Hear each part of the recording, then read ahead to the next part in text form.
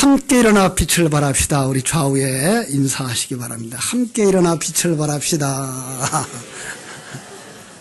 예, 함께 일어났어. 예, 우리 이제 함께 일어나야 되겠습니다. 한 주간도 잘 지내셨는지요?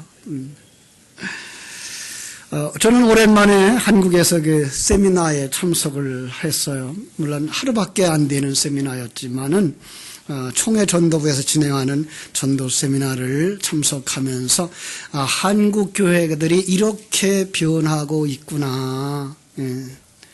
그리고 어떻게 그 상황에 대응하려고 노력하고 있구나를 이렇게 살펴볼 수 있는 좋은 시간이었습니다. 참 그러면서 마음속으로 그런 생각을 했어요. 그렇게 열심히 전도하는 분들 많은데 참 그들이 진리의 눈이 열렸으면 더 좋겠다라는 생각. 그러면서 떠오른 말씀이 이제 마태복음 23장 15절이었죠. 화 있을진저 외식하는 서기관들과 바리새인들이여, 너희는 교인 한 사람을 얻기 위하여 바다와 육지를 두루 다니다가 생기면 너희보다 배나 더 지옥 자식이 되게 하는도다. 이렇게 되지는 말아야지라는 생각을 했습니다.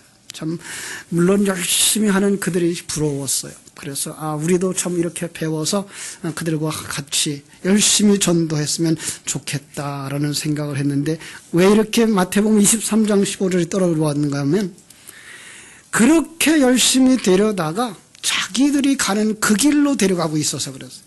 그들이 어떤 사람들이었죠? 서기관들과 바리새인들이었어요.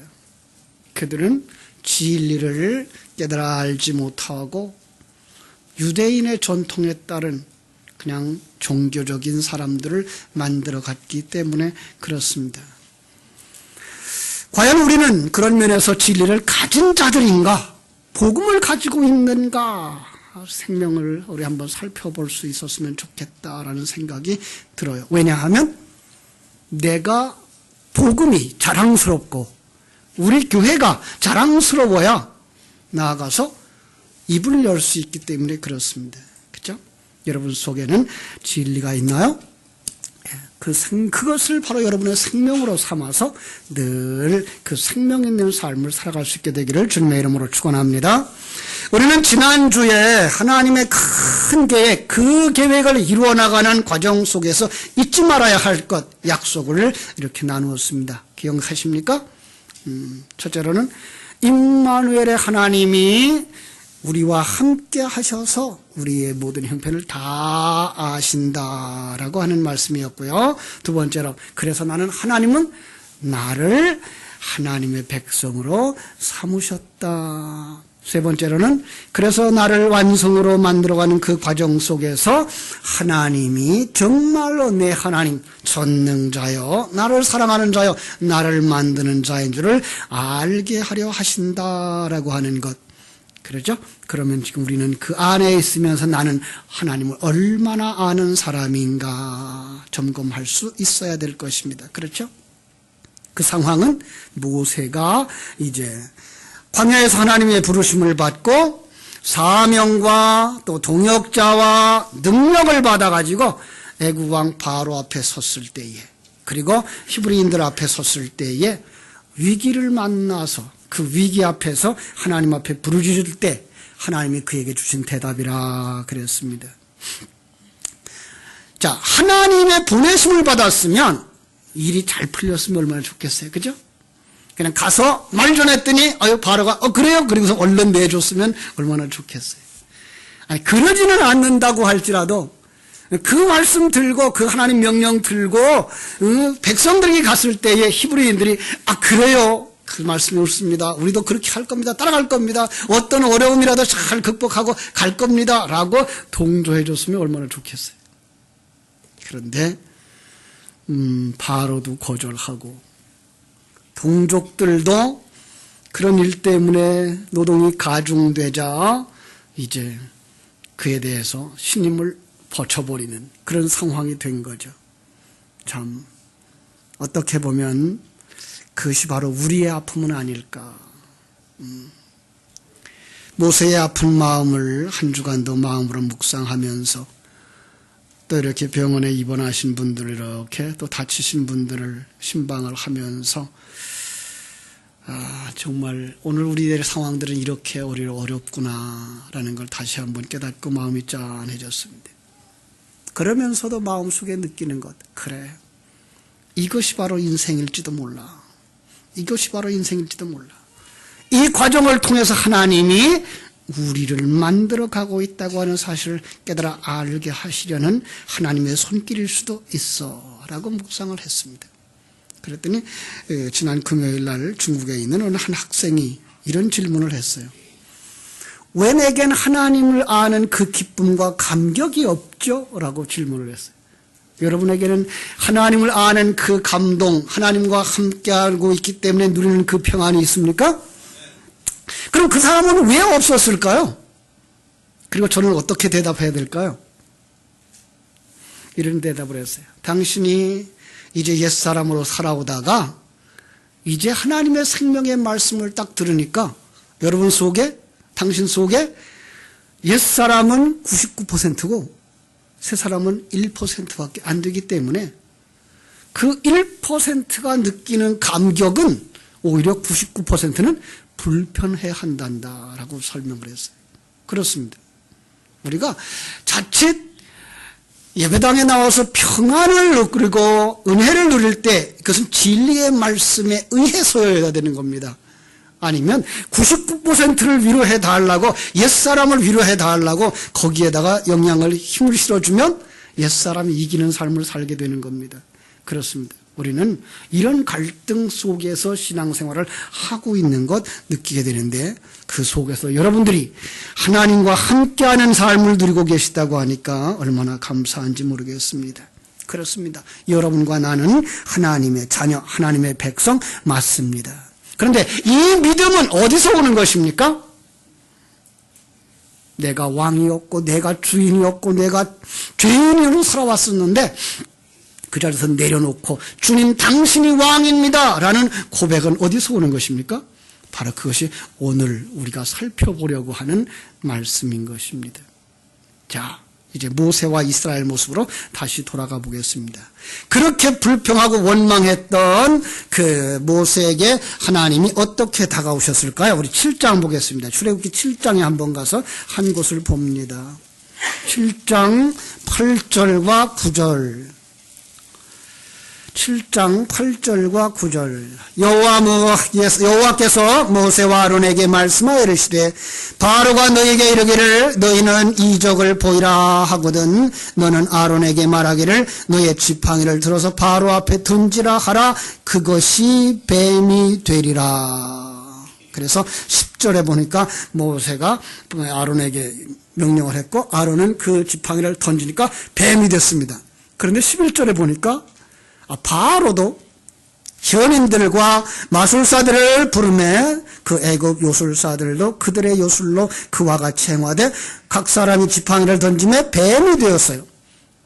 결과는 아론의 지팡이가 된 뱀이 그들이 만들어 놓은 뱀을 다 삼켜더라 하는 겁니다. 자, 뱀 이야기하면 재미없죠. 우리의 생각은 뱀 그러면 징그럽고 무섭고 또 우리가 또 아는 성경 이야기로는 그 뱀 때문에 아담과 하와가 타락했으니까 아주 부정적인 생각을 가지는데, 그런데 이 출애굽기를 기록할 당시, 모세오경을 기록할 당시 그들이 알고 있는 뱀은 어떤 것이었을까요?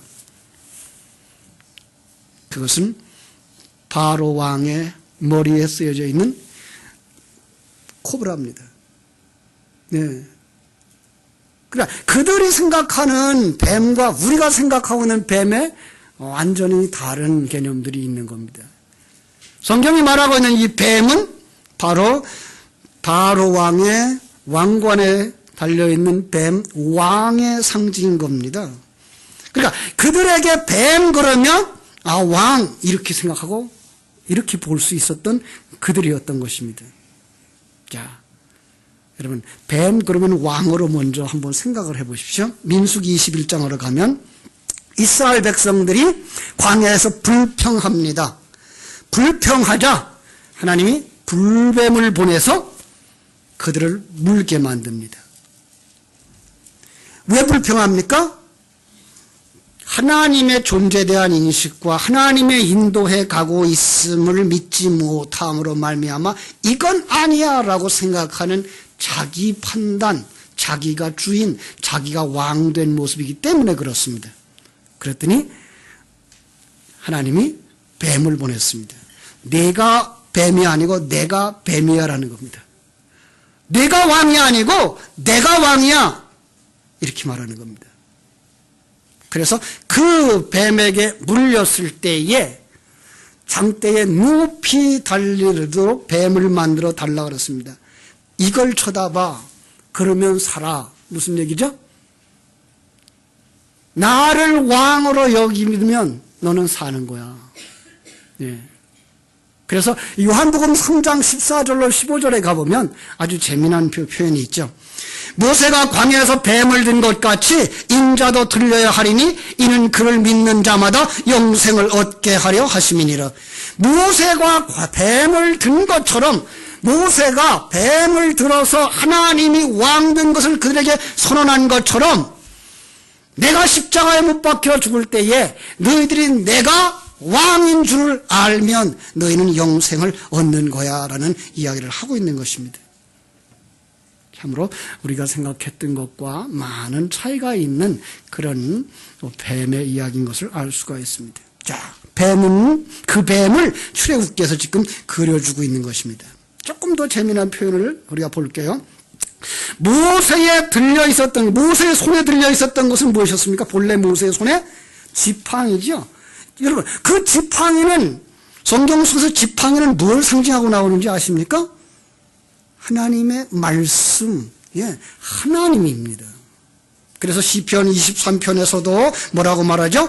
자기 백성을 안위하시는 지팡이와 막대기, 예, 진리의 말씀입니다. 야복강에서 그 야곱이 환도뼈가 부러지고 난 다음에 그가 의지하고 살아갔던 그 지팡이, 예, 그가 바로 하나님입니다. 그렇습니다. 그런데 그 말씀, 그 하나님이 땅에 던져지니 뭐가 돼요? 뱀이 된 것입니다. 그 뱀은 또 하나의 상징은 저주받은 자의 상징입니다.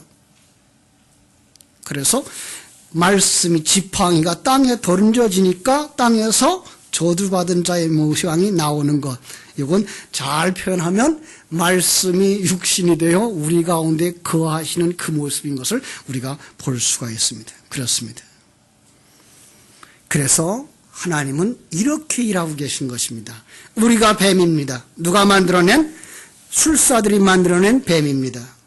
그랬더니 하나님이 말씀이 육신이 되어 저주받은 우리 속에 내려오셔서 우리를 다 삼켜버리고 자신이 십자가에 못 박혀 저주받는 모습으로 우리를 구원해내는 그림을 여기서 그려주고 있는 모습을 우리가 보게 되는 것입니다. 여러분, 이런 이야기를 처음 들으시면 굉장히 놀랄 겁니다. 그리고 그게 사실인가? 그래서 저하고 같이 말씀을 나누고 질문을 하셔야 됩니다. 이렇게 그냥 설교만 듣고 지나가 버리면 오해를 하고 넘어갈 수가 있습니다. 그래서 우리 교회 지금 수요일날 성경 공부나 또 이렇게 주일날 오후에 교사들과 같이 성경 공부하는 시간을 가지고 같이 의견을 주고받으면서 이해를 하고 넘어가셔야 됩니다. 우리는 너무나 문자에 묶여왔고 세상적인 습관에 묶여와서 이렇게 깊은 생각을 안 해봤기 때문에 그렇습니다. 그래서 오늘 아주 쉬운 얘기로 이걸 바꿔드리는 부분이 오늘 본문으로 읽은 12장입니다. 자, 12장에 가면은 이제 어떤 이야기가 나옵니까? 자기 백성들을 구원해내고자 하는 하나님의 그 신앙의 출발의 모습을 유월절이라는 단어에다 담아주고 있습니다. 유월절, 그죠? 우리의 모습은 어떤 모습이었다고요? 수천 년 동안, 400년 동안이 아니라 수천 년 동안 뱀에게 먹혀버린, 뱀의 존재가 되어버린 상태였습니다. 그대로 가면 저주받을 모습이었습니다. 내가 왕이고 내가 신이고, 사사기의 표현을 그대로 말하면 그때 이스라엘에 왕이 없으므로 사람이 각기 자기의 소견에 옳은 대로 행하였더라. 사람 자기가 왕이었더라 라는 것입니다. 그런데 거기에 유월절을 주셔서 우리로 하여금 그 애굽에서부터 우리를 끌어내고 건져내는 모습을 보게 됩니다. 자, 애굽에서 해방되는 날, 그죠? 하나님이 그들에게 이렇게 요구를 하십니다. 하나님은 그들에게, 야, 이 달은 그날을 정월달이죠. 정월달을 너희들의 달력의 첫 달로 삼아라. 그리고 열흘날 너희 키우는 양 가운데에서 흠없는 양 한 마리를 데리고 집으로 들어가라. 그리고 나흘 동안 집에서 아이들과 하나가 되었다가 그 열나은 날 되던 날 문지방에서 양을 잡아 그리고 문 좌우 설주와 인방에다가 그 피를 바르고 그리고 그 양고기를 가족들이 다 먹어라. 그러면 너희들은 살 거다. 유월절이라는 말은 중국어를 그대로 우리가 갖다 쓴 건데요. 넘을유, 넘을월입니다. 넘어가는 겁니다. 이 저주의 사자, 심판의 사자가 피 바른 집은 넘어가게 하는 날, 이래서 바로 그 날입니다. 그런데 기가 막힌 건 우리 옛날 어른들은 기억하실 것입니다. 정월 열나은 날. 어떤 날입니까? 팥죽 써먹는 날. 그죠? 근데 피 바른 날이에요, 그게가. 더 놀라운 건 미신을 섬기던 사람들은 정월 열나은 날이 귀신에게 비는 날이에요. 그래서 그날의 저주가 넘어가기를 소원하는 날. 어쩌면 이렇게 성경 속에 있었던 이런 습관들과 우리 한국에 있었던 그 어떤 습관들이 매치되어지고 있는지 몰라요. 그런 다음에 많은 사람들은 14일에 금요일을 저주받은 날 그러는데, 여러분 14일의 금요일은 저주받은 날이 아니고 예수님이 대신 저주받으시고 우리가 뭐 한 날? 살아난 날, 우리의 생일날인 거예요. 네. 바로 이런 놀라운 진리들이 우리 속에 얼마든지 주어져 있는데 우린 그걸 보지 못하고 넘어갈 때가 왕왕 있는 것을 보게 됩니다. 왜 하나님은 그들에게 재앙을 주셨다고요? 재앙을 주시는 이유들은 그들 속에 있었던 미신들, 우상들을 다 끌어내는 거. 너희들이 이걸 우상으로 섬겼지 이거는 아니야 라고 죽여낸 겁니다. 그래서 그들의 마음을 애굽에서부터 하나하나 끌어내서 이제 출발을 시키려고 하는 그 그림인데, 그 마지막 그림이 장자를 죽이는 겁니다. 자, 장자의 개념도 역시 우리가 생각해 볼 수 있는 또 다른 개념이 있습니다. 장자, 아들. 성경 속에서는요, 아버지와 아들은 하나다라고 하는 개념을 가지고 있습니다. 그래서 아들을 저주하면 그 저주는 아버지까지 포함되는 겁니다. 창세기에서 보셨죠? 창세기 9장에서 노아 홍수의 마지막 부분에서 셈과 함과 야벳이 있었는데, 함이 아버지의 벌거벗은 모습을 보고 나팔불어서, 그죠? 많은 사람에게 알려서 저주를 받았고, 셈과 야벳은 그걸 덮어서 축복을 받는, 그러니까 덮어줌의 은혜를 아는 자는 구원받은 자고, 덮어줌의 은혜를 모르고 떠들어대는 자는 뭐 하는 자요? 저주받은 자다라고 말하면서 함을 저주하는데, 놀랍게도 함을 저주하지 않고 함의 아들을 저주합니다. 함의 아들이 저주받으면 누가 저주받은 거라고요? 그 아버지가 저주받은 것이기 때문에 그렇습니다.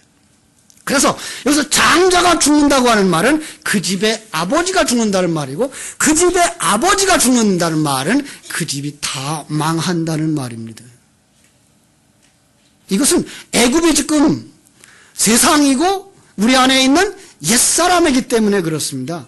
그건 하나도 남기지 말고 다 멸절시킬 것이기 때문에 이렇게 해서 장자들을 다 죽이는 그림으로, 우리 안에 옛사람을 다 무너뜨리는 그림으로 이렇게 표현해내고 있으면서 그 속에서 누구만 살아나와요? 하나님의 생명을 가진 자만 살아나는 새 사람이 완성의 그림을 여기서 출발시키는 모습을 우리에게 보여주고 있는 것입니다. 그렇습니다.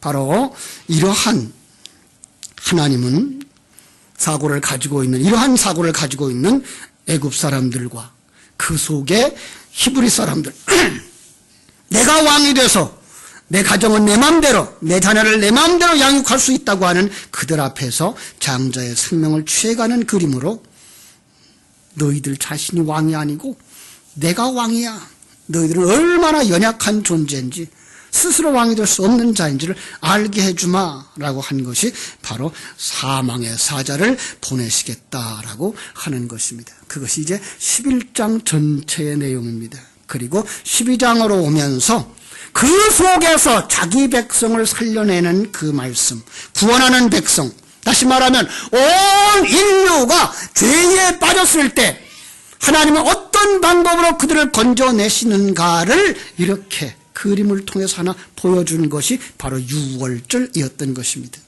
그렇습니다. 인간은 모두 다 어둠에 빠져 있는 자들, 죄에 물들어 있는 자들, 지금 앞에 있는 얘기로 말하면 뱀에게 물려서 저주받을 뱀이 되어진 상태에 처하여 있는 것입니다. 그래서 그들을 구원하시는 하나님의 손길, 창세전부터 예정된 하나님의 계획을 이렇게 하나의 그림으로 보여주고 있는데 그것이 바로 유월절 어린 양이었던 것입니다. 그렇습니다. 흠과 티가 없는 양을 하나 골라라. 이건 바로 어린 양 되신 예수 그리스도를 상징하는 그림이고요. 그것을 집으로 데려가라 하는 말은 또 이제 좀 다른 표현을 씁니다만은 예수 그리스도를 영접하라라고 하는 말입니다. 전에도 이제 그 종려주일 설교에서 제가 그런 설교를 했어요. 예수님이 나귀 타고 예루살렘 성으로 들어가는 그 그림은 바로 예수님이 하나님의 백성들 속에 말씀으로 들어가는 그 부분이다라는 그림. 바로 여기도 이 양이 그 집으로 들어가는 그림은 바로 예수 그리스도가 성도들 속에 들어가는 그 그림인 것입니다. 그걸 우리는 다른 말로 말하면 예수님을 영접했다라고 하는 것입니다. 그러니까 예수님을 영접한다고 하는 말은 그렇게 간단한 내용이 아닌 이렇게 깊고 융숭한 내용이 거기에 들어가 있는 것입니다. 다시 말하면 예수 그리스도를 통한 구원에 관한 모든 소식을 다 알고 그 말씀에 자신을 맡기는 삶을 살아. 이제까지 자기가 왕 되어지고 이제까지 자기 마음대로 살고 이제까지 자기의 인생의 목표가 자기 것이라고 생각하며 살아왔던 인생들이 그 크신 하나님의 계획을 알며 내게 주신 은사와 능력도 하나님의 것인 줄 알고 내게 허락하실 시간과 그 삶이 하나님의 은혜 속에서 완성되어져야 가장 행복한 것이라고 알고 하나님 내 안에서 그 일이 이루어지기를 원합니다 라고 고백하며 그 삶을 사는 사람, 그가 예수님을 영접한 사람이라고 말씀을 했습니다. 그렇습니다. 양을 데려와야 됩니다. 양은 예수님이 이렇게 들어오시는 그림, 다시 말하면 우리는 죽었던 자였고, 그죠? 생각도 할 수 없고 행동도 할 수 없는 죽어있는 형체의 사람들이기 때문에 그렇습니다. 그래서 우리가 예수님을 모셔들거나 우리가 양을 가지고 올 수 있는 것이 아니라 그것은 하나님이 그런 그림을 통해 보여줌으로 말미암아 하나님이 우리 속에 들어오시는 것임을 깨달아 알아야 되는 것입니다. 간략하게 말하면 예수님이 전해주는 진리의 말씀을 깨달아 알고 삶의 방향을 돌려서 나 중심의 삶에서 하나님 중심의 삶으로 바뀌어지는 삶, 그가 예수님을 영접한 사람입니다. 그 예수님을 영접한 사람은 이제 나흘 동안 그와 한 몸 되어지는 겁니다. 하나 되는 겁니다. 그렇습니다. 우리도 과거에 이렇게 강아지 새끼를 키워보고 또 토끼를 키워봤습니다만은 그 가지고 한 3, 4일 동안 놀면 그 가족이 바로 내가 돼버려요. 나처럼. 그래서 같이 이불 속에서도 자려고 그러고 이런 상황들이 벌어졌는데 바로 그건 나예요. 나흘 동안에 양과 가족은 하나가 되어지는 것입니다. 그렇습니다. 주님이 우리 안에 들어오신 목적은 바로 우리와 하나 되어지기 위해서입니다. 그리고 자기가 주인 되어지고 우리가 거기에서 아무것도 없는 자로서의 삶을 만드는 것입니다. 그리고 그 하나 되어졌을 때에 하나님은 그에게 양을 잡으라고 명령합니다. 양은 죽습니다. 우리를 대신해서 십자가에서 죽어주신 예수 그리스도. 그렇습니다. 자, 그 양이 죽으면 이 양은 삶아서, 구워서 먹게 되어 있습니다. 불에 태워서 먹게 되어 있습니다. 저주의 죽음을 죽는 겁니다. 그런데 그 살을 우리가 먹습니다. 그 피를 우리가 마십니다.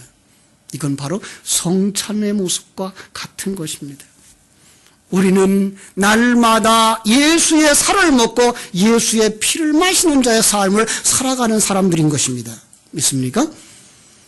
우리는 밥을 먹었지, 쌀밥 먹었지, 언제 양고기 먹었나 이렇게 생각하시는데 아니요. 그 성찬 속에 담겨진 것 역시 진리와 생명의 말씀입니다. 예수가 흘려주신 피 역시 진리와 생명의 말씀입니다. 그 말씀을 날마다 묵상하는 사람, 그들은 날마다 예수 그리스도의 살을 먹고 피를 마시는 하나님의 백성인 줄로 믿습니다. 그렇습니다. 예수님이 우리 대신 저주를 받으시고 우리 대신 십자가에서 죽어주심으로 말미암아 우리는 하나님의 사람들로 살아나게 된 것입니다. 그 피를 발라야 됩니다. 역사적 사건으로 보면 유대인은 정말로 양을 잡아서 문 좌우 설주와 임방에 발랐습니다. 누구라도 저 집에는 양을 잡은 집이구나 알 수 있도록. 다시 말하면 광야에서 노뱀을 높이 들어올린 것처럼 그 신앙의 고백으로 양의 피는 밖으로 드러나게 되어져 있는 것입니다. 저 사람은 하나님을 왕으로 모시고 사는 사람이구나라는 표현이 나타나야 되는 것입니다. 바로 이것이 성도의 삶입니다. 이것이 빛을 발하는 삶입니다. 우리는 이제 세상을 향하여서 나는 그리스도 안에서 죽은 자요 내 안에 예수께서 사십니다라는 고백을 하면서 살아가는 자들이 되어져야 하는 것입니다. 문간에다가 교패를 하나 붙였다고 해서 그 집 식구들이 다 교인이 아닌 것입니다.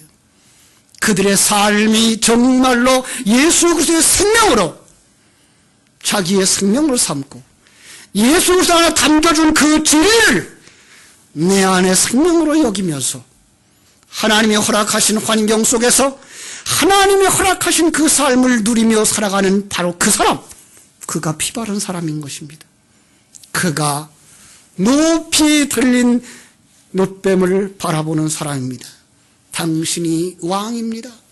당신이 왕입니다. 나는 당신의 백성일 뿐입니다. 또 다른 말로 말하면 나는 당신의 노예입니다. 라는 고백이 그 앞에서 있는 삶. 이것이 바로 신앙의 출발입니다. 이 출발을 하기 위해서 뭐 해야 된다고요? 오늘 11절 마지막 절은 이렇게 말하고 있습니다. 너희는 그것을 이렇게 먹을지니 허리에 띠를 띠고 발에 신을 신고 손에 지팡이를 잡고 급히 먹으라. 이것이 여호와의 유월절이니라. 어디서 많이 본 글자 같으죠? 에베소서 6장에서 하나님의 전신갑주를 입었을 때에 허리에 진리의 허리띠를 띄었던 그 모습입니다. 성도들은 정말로 그 살을 먹을 때 그는 진리의 허리띠를 띠게 되는 것입니다.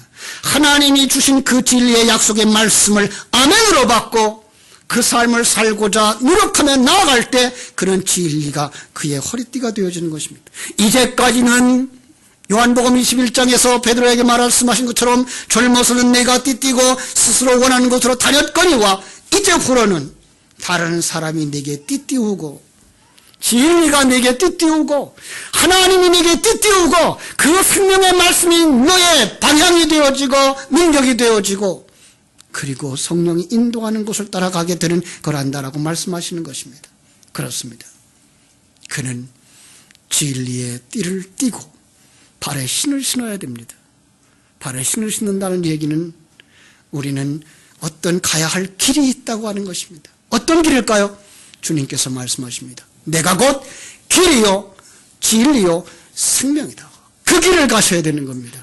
복음의 길을 걸어가야 되는 것입니다. 그 길은 좁은 길입니다. 그러나 그 길은 생명길입니다. 우리는 이제부터 그 길을 가는 자들입니다. 그때에 여러분을 인도할 지팡이가 있습니다. 그래서 손에 지팡이를 잡으라고 말씀합니다. 금방 얘기했습니다. 그 지팡이는 하나님을 상징하며 그 지팡이는 진리의 말씀을 상징한다고 말씀했습니다. 우리 하나님의 백성들은 이 하나님의 약속의 말씀을 붙잡고 예수 그리스도가 인도하는 그 길을 따라 성령이 이끄심을 따라 나아가는 그것, 바로 신앙의 출발입니다. 여러분, 여기에 이미 이르신 분들이고 시작하신 분들입니다. 그러나 다시 한번 자신의 모습을 돌이켜 보십시오. 내가 지금 그렇게 잘 가고 있는가? 그렇지 않다면 어디에서 지금 빠져 있는지, 무엇을 지금 놓치고 있지는 않은지, 허리띠가 풀어지질 않았는지, 신발끈이 풀어지질 않았는지, 지팡이를 놓고 오지는 않았는지 다시 한번 돌아보시고 신앙의 아름다운 길을 이렇게 출발하는 겁니다라고 다시 한번 되새기며 승리의 길을 걸어가는 복된 성도들 되시기를 주님의 이름으로 축원합니다.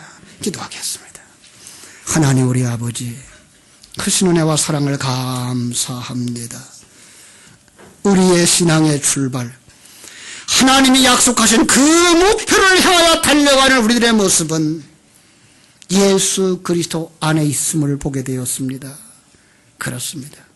우리를 이 저주 가운데서 건져내시려고 저주받은 자의 모습으로 이 땅에 오셔서 십자가에 달려주신 예수 그리스도가 그 안에 진리를 우리가 먹는 자들, 그 안에 진리와 하나 되어진 자들, 그 진리를 지팡이 삼고 나아가는 자들, 그 진리를 길로 삼고 나아가는 자들, 바로 그 자가 신앙생활을 시작하는 자들인 것을 아버지여 깨달아 알게 해주시니 감사합니다.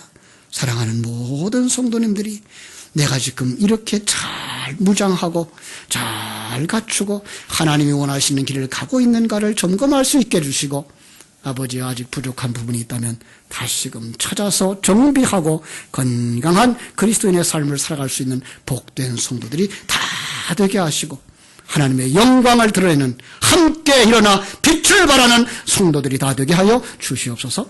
예수님의 이름으로 기도하옵나이다. 아멘.